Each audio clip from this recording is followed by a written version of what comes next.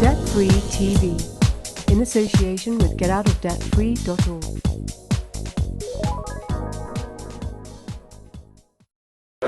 John Shackelton. Thank you. Sorry, I'm going to try not to take up much of your time because I realise it's 4 o'clock now and I think Rob is wanting to speak as well. I originally wanted to do about the legal name, but obviously we've talked about that already, and we've also talked about how they make capital. You know, sometimes like my name is Jonathan, and my surname is whatever Smith will call it today. You know, I can change it from day to day. But they make that as capital. We're all capital. We're all worth money to them. But how have we got to this stage? Because we all know in this room that we've been conned. You know, no matter what your job is, whether your job's, you know, you're military, you're a chef, you're a police constable, Bob the Builder back there, or whatever. We all know that the world is turning, and people have had enough. You know, we know police officers that have had enough. We know even security firms that have had enough. Lawyers, you know, including in CPS, are walking out not by the tens but by the hundreds, and this has been happening, you know, over the last 2 years. There's a lot of legally trained people that have got into law, including some police, to serve the public and to help, not to destroy. And now it's more important in certain areas to actually chase a speeding fine than chase somebody that's actually committed a criminal offence. And so I've had a few issues, as people know, with clerks in courts. I've won quite a lot, and I've also lost quite a lot, you know, and we seem to be losing more than we're winning now. But I don't want to go into the sort of negative side, because look, the positivity is everybody's in this room. That's very positive, and many of us do back each other up, whether it's an emotional, whether it's a physical thing, whether it's, you know, new information that we find out. We must share information as much as we can and help each other, even including the guy that was talking a bit about bankruptcy, etc. You know, you need to sort out your estate first. So you need to take control of your estate, and if you want to go down the Siska B route, you need to take control of your estate. You need to take control of your name, and it needs to come out of their system, you know. So a lot of people don't realise the Privy Council. Who's heard of the Privy Council? So there's quite a lot of us that have heard of the Privy Council. They run the courts and they run this country. It doesn't take much to look into it. You can Google search. I've done an awful lot in this area of looking at it and looking at two key people that run this country. You know, we have members of Parliament. Well, we have. I'm not classifying myself in that because I don't vote. But there's members of Parliament and there's the Houses of Lords. You know, and we know now that the Con Party, 36% of people voted them in, so that's not even a democracy. They're not even sat in office complying with law. They're not, absolutely not. But the construct has come about that we have a private organisation, a Privy Council, that dictates acts and legislation that try to control you and I, not with great success. Now this organisation, just to give you an idea how powerful they are, remember Mary Queen of Scots? Everybody will probably remember Mary Queen of Scots because she died, she got killed. Do you know who ordered her death? Not her cousin Elizabeth, who was on the throne at the time. The Privy Council. And the Privy Council signed a warrant. And that Privy Council went into Parliament and said, you execute her, or else. And what happened? History tells us they executed her. Now, the birth certificate side of things, it used to be called a settlement certificate. It's a settlement document. That's what it was. And then they moved it from a settlement to the birth certificate, which is a proof of identification. We can't use a birth certificate. Really, it tells you it's not proof of identification anywhere. So if you tried to use it, you would actually, in fact, be committing a fraud. That's a fact. It's a legal entity that has been created. You know, so we need to think about that. We need to think very seriously. You know, people talk about Mr. being miser. It's actually not. Mr. is an abbreviation of master. So let's lose these capital letters MR and put master if you want, because you are the master of it all. or whatever. But you're the master of your own destiny, and we need to take that back. We are self-determined. We don't need governing. I don't know if there's anybody in this room that feels like they actually need governing. But the problem that we've got is how are we going to take back control of our own country, our own family, our own finances. There's ways to get around the Siskiyou, and that's through the Queen's Bench. I don't want to talk about that today, but I will talk about it in the future. We're going to do a separate video later on in the year for the Siskiyou, Siskiyou, which probably most people don't know about, and how to establish your own estate. So we'll be doing that in the coming months. But funny enough, in history it shows, in 1554, the Privy Council assumed corporate responsibility for the management of national finance in the Commonwealth, and it still has that to this day. So when we talk about the banksters, and they are gangsters, when we talk about the banking fraternity, and we write letters to the CEO, etc., do you know what? I think we're writing to the wrong people. I think there's two key people that we need to write to. Rob's not in the room at the moment, but Rob's doing some work on this, as I am, and we're trying to hold account to the Privy Council because they're private and they're controlling all of our lives. You know, you've got problems with bailiffs to talk about and problems with other organisations. The Privy Council are doing this to us. And there's two individuals. I'm not going to mention their names, but if you want to talk to me later, then I'll quite gladly give you the names. But one of them is in charge of. And listen, no legislation, no MP has any authority over these areas. So you'll be quite surprised. This one lady she's responsible for health, medical, the pharmaceutical industry, one of the most dangerous organisations in the world that are trying to kill people. Veterinary, finance and banking, legal profession, arts and sports, the constitution, and ecclesiastic matters. One woman in this country that nobody's, well, maybe some people in this room have heard of, is in charge of all that area. I swear that is the case. And there's not one minister in Parliament that can overrule her. Not one. Can you just confirm it's not the Queen? I can confirm it is not Her Majesty the Queen. You know. And then there's a guy, and he's in charge of education, engineering, science, military, local government, Channel Island and appointments of sheriffs. These two people run this country. I'm telling you, that is a fact. Not the Prime Minister, I don't even want to call him that, to be honest, because I can't stand the bloke. He's a puppet, but we all know that he's a puppet. You know, I'm not going to call him all these names, but the guy's not even had a real job, and he's running the United Kingdom. Let's behave ourselves. How it happening, is it?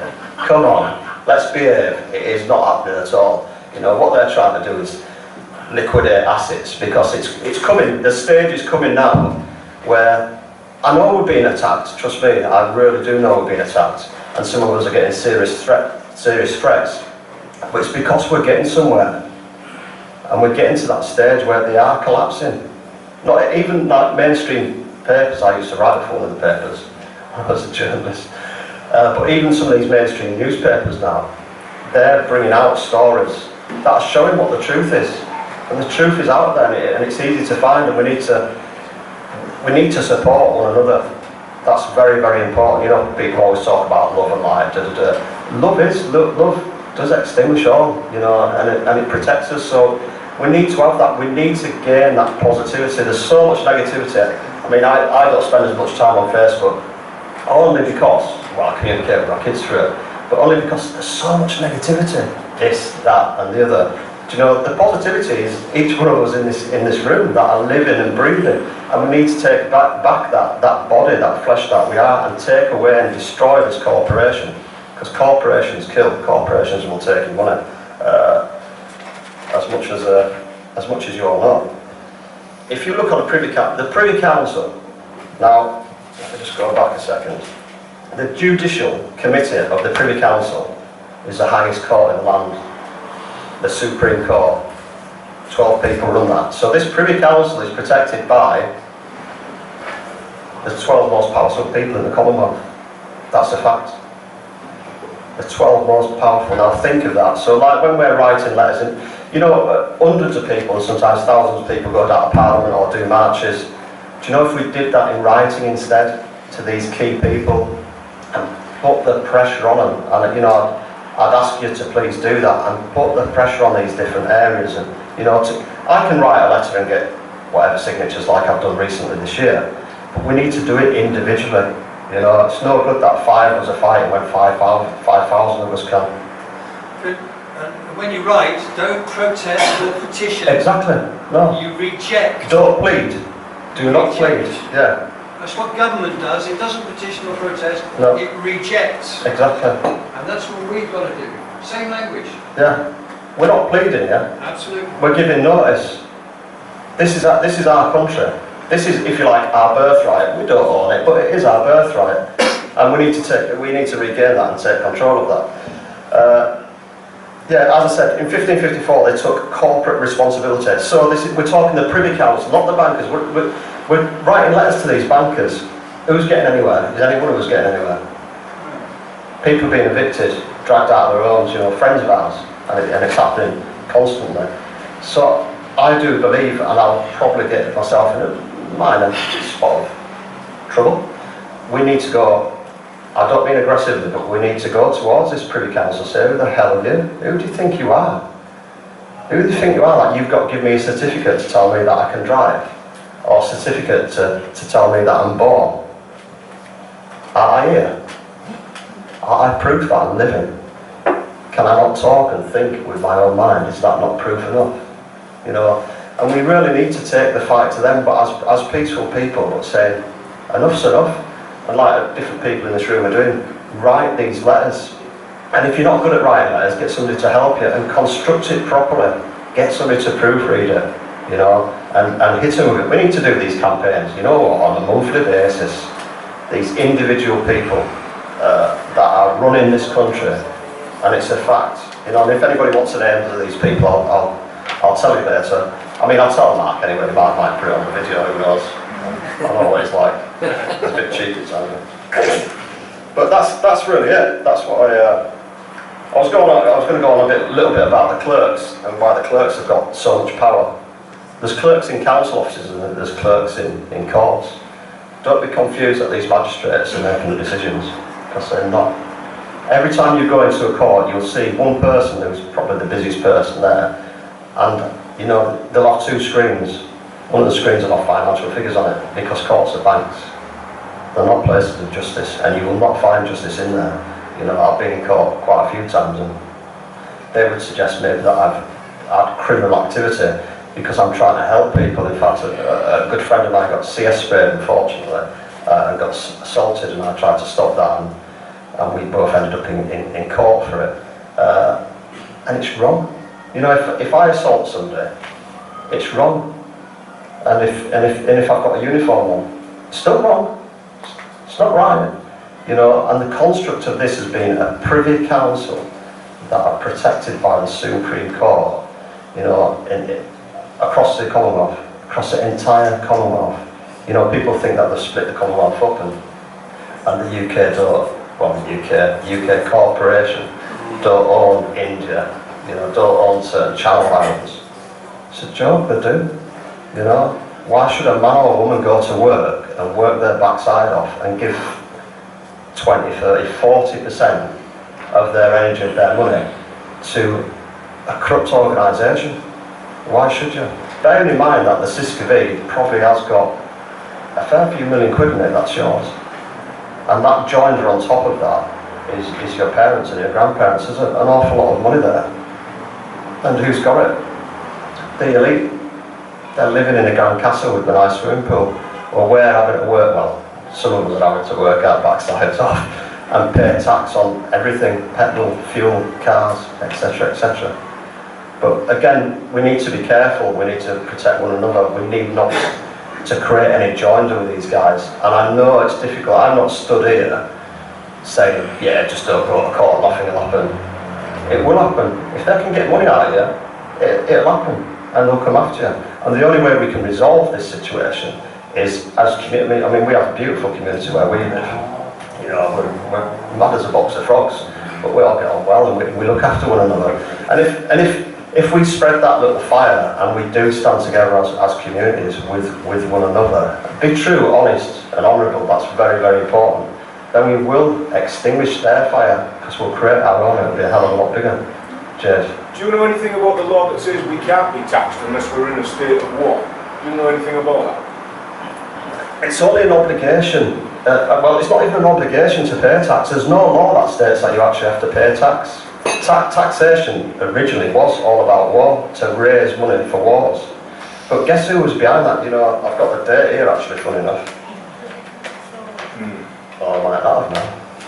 No, but it's against the law to be taxed unless we're in a state of war. We're in a state of war. We're in a state of war all the Actual time. state of Yeah, but it's a war that the politicians have created. I mean, I know we're having our We're in a personal state war of with war them. now.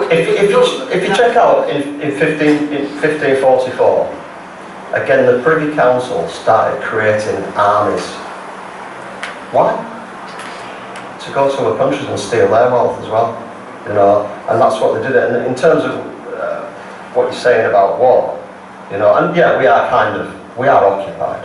We are. This is a civil war we're in, but the governments are creating wars in other countries. But it's actually illegal. It's against the law to fund terrorism. Now, I'll back in a second. If you tell me that a bailiff and whoever comes to your door terrorising your children, I think that's terrorism. And then if you're funded, like myself, I mean, I've got a letter from I can show anybody. I've been fighting with the tax man for a long time. I don't think he really likes me, but you know, it's one of those things. He don't capitalise my name anymore, anyway, or she, whoever. But they basically come back to me and said, I said, look, okay, I've not paid tax for whatever many years. I'll do a deal. I'll contribute some taxation if you put it in a fund for peace, and then it brings peace and prosperity to the nation. I'm happy to do it. And they wrote back to me, I've got the letter in my pocket if anybody wants to see it. They clearly said, you're not allowed to have a conscience, and you can't dictate any funds to go towards peace. And I said, well, you know what? You'll never get tax off me, you know. And I can't fund it. I can't fund, you know, I'm sure everybody here don't want to see Syria bombs, don't want to see pictures of children bleeding. You know, displaced people all over the world and borders where children are being abused and trafficked. And this is what governments are doing, and this is what Privy Councils, United Nations and everybody, they actually know they've got billions. They know this is happening, they're doing nothing. So there's only one way, the people. Sorry. I just wanted to say that every October you'll get a letter through the door that's addressed to the occupier. Right? Occupation. No, it's to the occupier, and it's asking you to register to vote. Now, a lot of people don't understand the sentence, register to vote, right? It means to vote, register. So what they're asking is, are you happy with government? Because they have to ask it every year, are you happy with government? And you answer as an occupier. And if you're an occupier, you're at war with them. Yeah, And you're telling them you're at war, so they're going to bloody well charge you for it. So if you look at the Local Government Act of 1888, I think it's section 79, It is section 79. which says that the duties and liabilities of an inhabitant shall be and become the liabilities and duties of a county council. That's right. Right? Stop being bloody occupiers, for Christ's sake. Stop registering to vote. Yeah. Yeah. Well, where does it get you? Well, I'll tell you where it gets you, John. I'll tell you where it gets you. If you don't register to vote, what you do is, with registering, you're handing over title ownership, yeah? So you've got a vote, there is a vote, and they want it off you. You're giving them authority over you. Yeah, so if you don't register, right, you've got your vote still. So you then get your section 151 officer to record your vote in a notice of, this is a notice of recording a vote. Yeah. Okay, so you tell him, and he's got to tell your council. And funny enough, it seems to me, I'm an idiot, I don't know much, but if you don't register to vote and everybody else does, there's only one bloke at the end of the line who's got all these votes, and you're standing against him, and you've got exactly the same power as all of those votes. So only needs two of you not to register, and you beat that vote. Yeah. And one thing to finalise, a call to war, if you like. This is a call to war, an economic war. And I think what we have to, I know what we have to do, and we do it from a local point of view. We try to produce and grow our own vegetables. We do our best not to use corporations, because every time you buy your groceries, you're paying tax, you're paying VAT, which is funding them. And so we need to have this economic law. If you've got savings in the bank, trust me, the bank ain't the place to have savings. They're real struggling at the moment. But if we take that away from them, if we take that money away from them, then they're not going to have that money, because they're using that money to fight against society. So if we can try and do that as community, I'd ask people to get community hubs going. 10, 20, 30 people that say, all right, we'll get our groceries from that local farmer down the road. It's ideal in Cornwall, Devon and that. There's absolutely so many places you can do it there. But we need to do this up and down the country, and that is going to take a hell of a lot of power. And we need to create this economic war. If you can, stop paying your tax. And trust me, I've not paid tax for a hell of a long time. Do it. If you can be self-employed, it's a lot easier to do it, and I'd ask people to stand up and let's have an economic war, because they're the enemy. And that's my bit. Resistance is fertile.